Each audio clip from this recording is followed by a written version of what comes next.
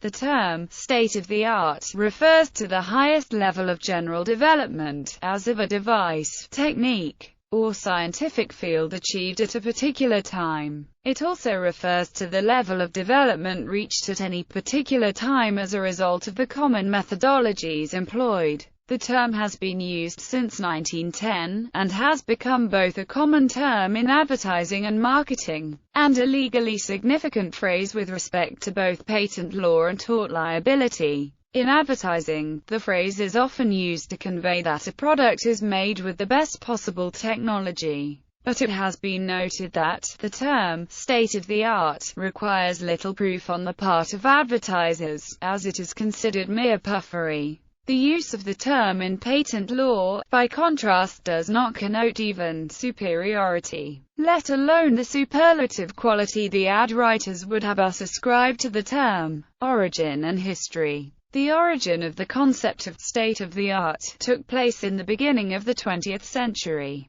The earliest use of the term state-of-the-art, documented by the Oxford English Dictionary, dates back to 1910. From an engineering manual by Henry Harrison Supperly, an engineering graduate, titled Gas Turbine. Progress in the design and construction of turbines operated by gases of combustion. The relevant passage reads, "In the present state of the art, this is all that can be done." The term art itself refers to the useful arts, skills and methods relating to practical subjects such as manufacture and craftsmanship, rather than in the sense of the performing arts and the fine arts. Over time, use of the term increased in all fields where this kind of art has a significant role. In this relation, it has been quoted by the author that, although 18th century writers did not use the term, there was indeed in existence a collection of scientific and engineering knowledge and expertise that can be identified as the state-of-the-art for that time, despite its actual meaning, which does not convey technology that is ahead of the industry. The phrase became so widely used in advertising that a 1985 article described it as overused, stating that it has no punch left and actually sounds like a lie. A 1994 essay listed it among the same old tired cliches that should be avoided in advertising. Legal importance.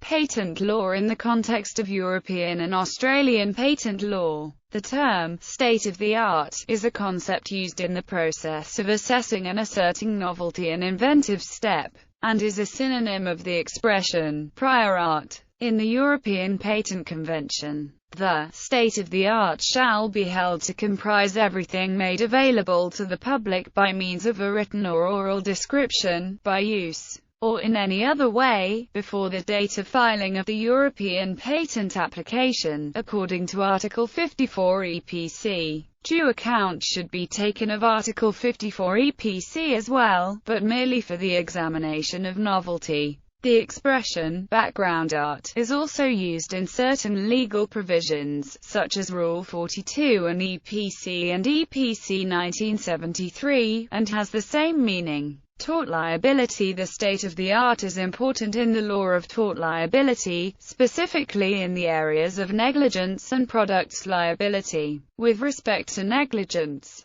an engineer may defend against a claim of negligence by contending that he met the standards of his profession and the state of the art. With respect to product liability, manufacturers generally have strict liability for any injury caused by defects in their products. However, in some jurisdictions a manufacturer may raise as a legal defense the assertion that their product represents the state of the art, and that the manufacturer therefore could not have made the product ever safer in light of the knowledge available at the time. For example, UNDER German law, the producer can also raise the state-of-the-art defense. General tort law does not hold him liable if he could not know or discover the defect for lack of fault, and the product liability statute expressly provides for this defense. This defense is available throughout the European Community under the Product Liability Directive, Art. 7. Pursuant to this article, the state-of-the-art defense allows a defendant to be absolved of liability if he can prove that the state of technical and scientific knowledge at the time when he put the product into circulation, was not such as to enable the existence of the defect to be discovered.